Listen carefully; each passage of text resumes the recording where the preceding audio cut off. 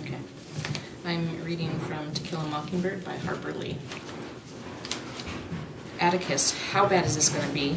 You haven't had too much of a chance to discuss it. It couldn't be worse, Jack. The only thing we've got is a black man's word against the ULs. The evidence boils down to you did, I didn't. The jury couldn't possibly be expected to take Tom Robinson's word against the Yules. Are you acquainted with the Yules? Uncle Jack said yes, he remembered them. He described them to Atticus, but Atticus said, "No, you're a generation off, but the present ones are the same, though." What are you going to do, then? Well, before I'm through, I intend to jar the jury a bit. I think we'll have a reasonable chance on appeal, though. I really can't tell at this stage, Jack. You know, I'd hoped to get through life without a case of this kind, but John Taylor pointed to me and said, "You're it." Well, let this cut pass from you, huh? Right, but do you think I could face my children otherwise? You know what's going to happen as well as I do, Jack, and I hope and pray I can get Jem and Scout through it without bitterness, and most of all, without catching Maycomb's usual disease. Why responsible people go stark raving mad when anything involving a Negro comes up is something I don't pretend to understand. I just hope that Jem and Scout come to me for answers instead of listening to the town. I hope they trust me enough. Jean Louise? My scalp jumped. I stuck my head around the corner. Sir? Go to bed. I scurried to my room and went to bed. Uncle Jack was a prince of a fellow for not letting me down, but I never figured out how Atticus knew I was listening, and it was not until many years later that I realized he wanted me to hear every word that he said. Atticus was feeble. He was nearly 50. When Jem and I asked him why he was so old, he said he got started late in life, which we reflected upon his abilities and manliness.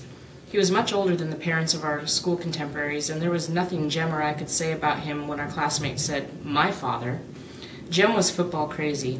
Atticus was never too tired to play keep-away, but Jem wanted to tackle him. Atticus would say, "I'm far too old for that, son." Our father didn't do anything. He worked in an office, not in a drugstore.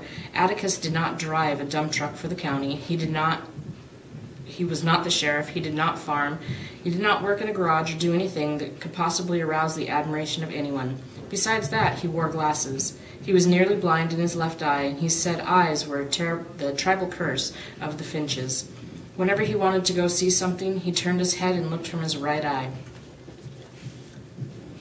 He did not do anything our schoolmates' fathers did. He never went hunting. He did not play poker or fish or drink or smoke. He sat in the living room and read. With these attributes, however, he would not remain as inconspicuous as we wished him to. That year, the school buzzed with talk about defending Tom Robinson, none of it which was complimentary. After my bout with Cecil Jacobs, when I committed myself to a policy of cowardice, word got around that Scout Finch wouldn't fight anymore. Her daddy wouldn't let her. And this was not entirely correct. I wouldn't fight publicly for Atticus, but the family was a private ground. I would fight anyone from a third cousin upwards, tooth and nail. Francis Hancock, for example, knew that. When we gave our air rifles, Atticus wouldn't teach us to shoot.